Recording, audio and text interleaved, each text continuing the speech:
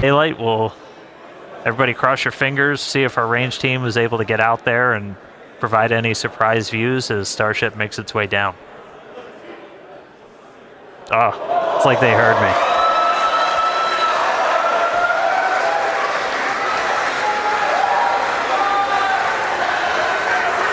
Ready and waiting, let's go. Dan, you just spoke that view into existence there. And again, all brought to us by Starlink. Maneuver has started. All right, there we go. So we're now starting into our really heavy bank maneuver.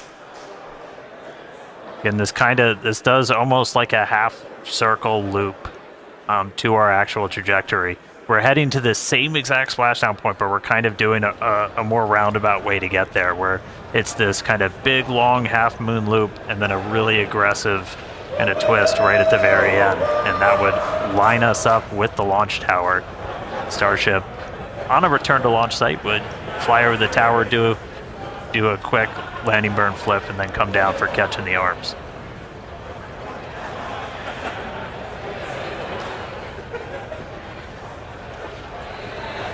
How about that S38 decal there, staying strong on that view we just had? Good to see the numbers back on. Yeah. All right, should be hitting transonic in about 2.5 minutes. Landing flip coming up in about 4.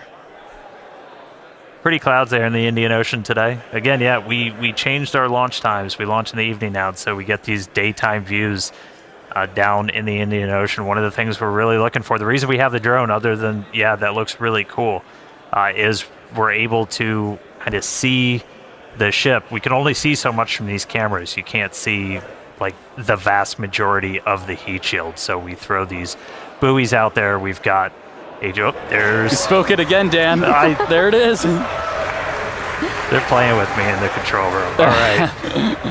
But we have these buoys out there. We have these drones that we're trying to see externally how the heat shield held up. Everybody saw from Flight 10 it had a little bit of a paint job, a little bit of a reddish hue. That was from those metallic tiles that we had tested, kind of oxidizing really rapidly in that plasma and then spreading those little oxide particles all over the heat shield. No metal tiles on this flight, so not expecting to see that. Dynamic pressure is coming down.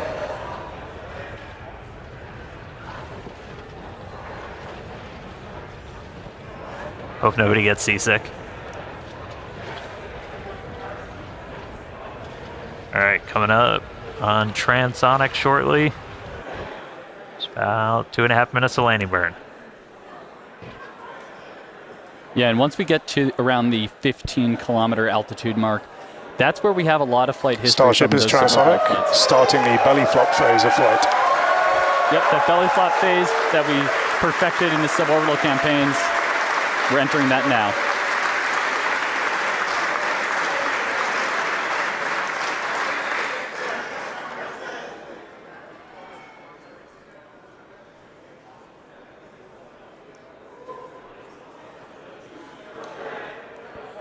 Right, starting to get those Raptors ready. Should be 2 minutes away from landing burn. Again, we're going to do a flip. After we ignite those engines, we'll go from 3 down to 2 for the final phase of the landing burn and look for another soft splashdown, hopefully by our buoy and drone, which are hanging out, ready and waiting for a ship.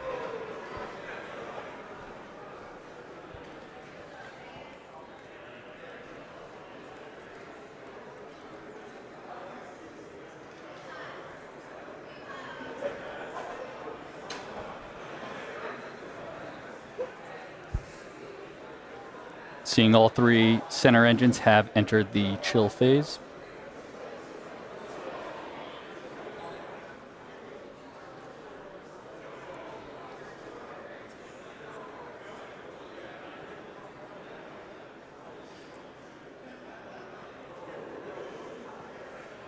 All right, less than a minute to go. The ship is making its turn for final approach. And here's this kind of aggressive final turn that would essentially position it so it's right behind the launch and catch tower.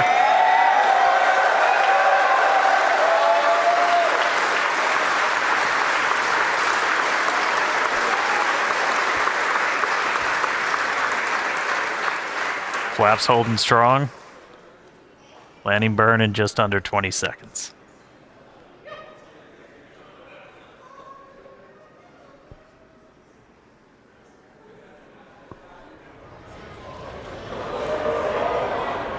Ship landing startup.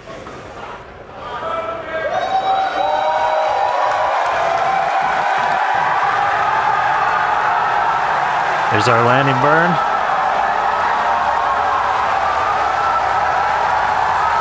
Three down to two. Starship has landed.